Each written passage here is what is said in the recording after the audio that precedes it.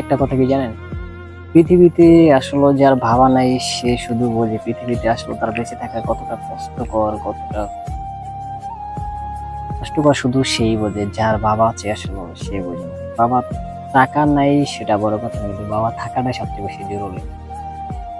তো এই যে দেখুন, একে একে দুটাই চলে আসলো, কিন্তু বাবা তো আর ফিরে আসলো না।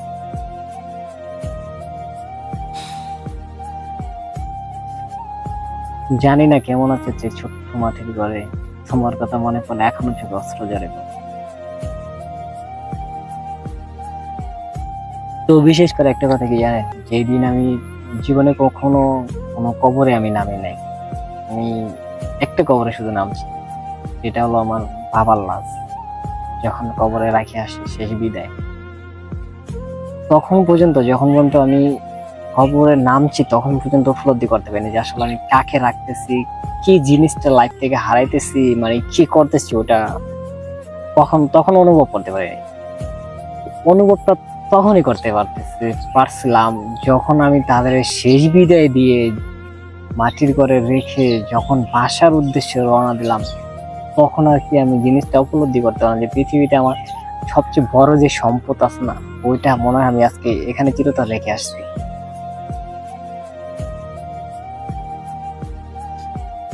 তখন আর কি জিনিসটা উপলব্ধি করতে পারছি, তার আগে উপলব্ধি করতে পারিনি।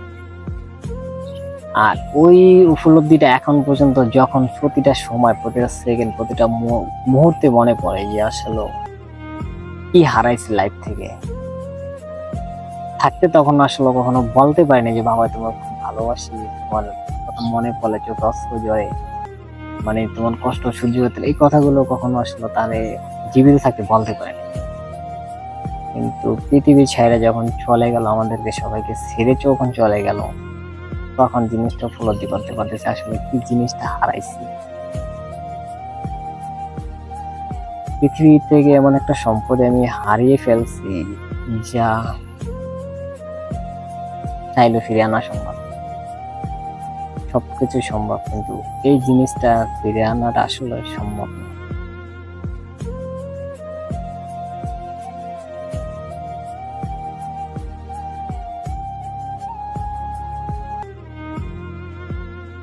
তো দিন শেষে একটা কথা বলে, যাদের বাবা বেঁচে আছে তারা অবশ্যই তাদেরকে ভালোবাসেন, তাদেরকে বোঝার চেষ্টা করেন। যখন চলে যাবে না, তখন আসলে বুঝবেন যে পৃথিবী থেকে আসলে কি হারাইছে।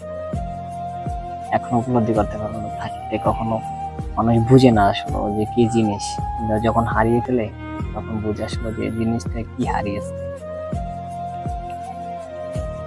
তো আমার মতো সারা জীবন যদি হারাই ফেলেন, এরকম সারা জীবন আফসোস করে যাবেন, কোনো লাভ হবে না। প্রতিটা সেকেন্ডে, প্রতিটা ক্ষণে মনে মনে, যখনই মনে পড়ে তখনই বুঝতে পারি আসলে কি হারাইছি। তখন আমি নিজে শুধু বলতে পারি, জানতে পারি যে আসলে আমার মনটা কেমন হয়ে গেছে, আমি কি হারাইছি পৃথিবী থেকে।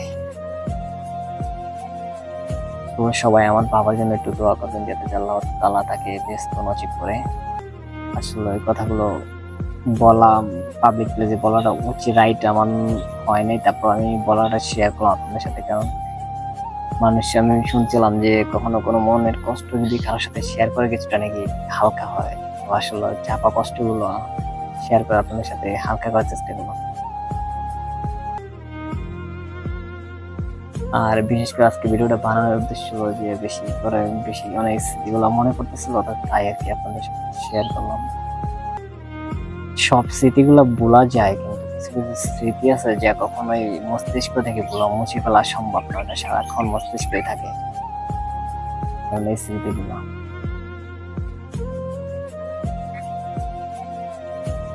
জীবনে কোনো কবরে আমি নামিনি, একটা কবর আমি নেমেছি, সেটা আমার বাবার কবরে। জীবনে কোনো কবর আমি খুলিনি, একটা কবর খুলেছি, সেটা আমার বাবার কবর।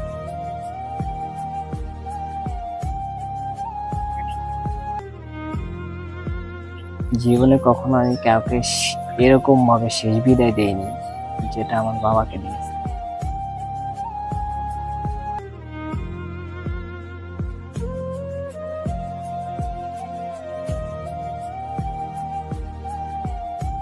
জানি না কেমন আছো বাবা তুমি সেই ছোট্ট মাটির ঘরে, তোমার কথা মনে পড়লো এখনো।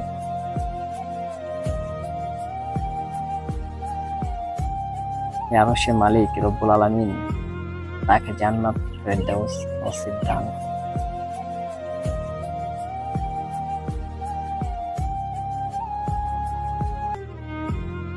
তো বাবা পৃথিবীতে বেঁচে থাকাটাই সবচেয়ে বেশি জরুরি মনে করি ইম্পর্টেন্ট। বাবার টাকা না, বাবার টাকা না থাকুক, বাবা থাকাটাই বেটার মনে করি। আমি তো এখনো প্রায় 20 বছর 18 বছর বয়সে ক্লান্তি গেছি, বাবা 40 বছর বয়স ও 50 বছর বয়সে বলতে আমি এখনো আছি। ভরসা দেওয়ার মতো লোকটা তাও হতে পারে না। বাবার জায়গাটা ভাবাই, বাবার কোনো তুলনা, বাপ মার কোনো তুলনা হয় না। আর বাপ মার জায়গা কখনো কাউ দিতে পারে না। যতই বাবা খারাপ, তার ছেলের প্রতি তার অন্যরকম একটা ইচ্ছা থাকে, জিনিসটা সবাই দিতে পারে না ভালোবাসা।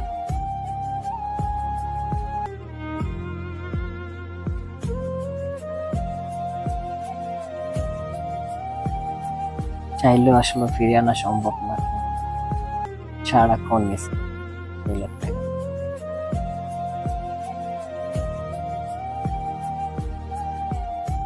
তো দিন শেষে একটাই কথাই বলতে চাই, সবাই যার বাবা পৃথিবীতে বেঁচে আছে তার তার বাবাকে বুঝেন, তার বাবাকে ভালোবাসেন।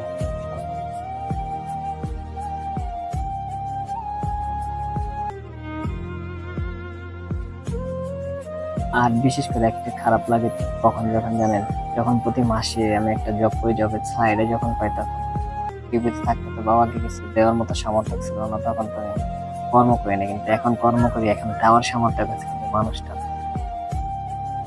এই জিনিসটা সবচেয়ে বেশি আফসোসদায়ক, হতাশাদায়ক, মানে এই জিনিসটা বেশি কষ্ট।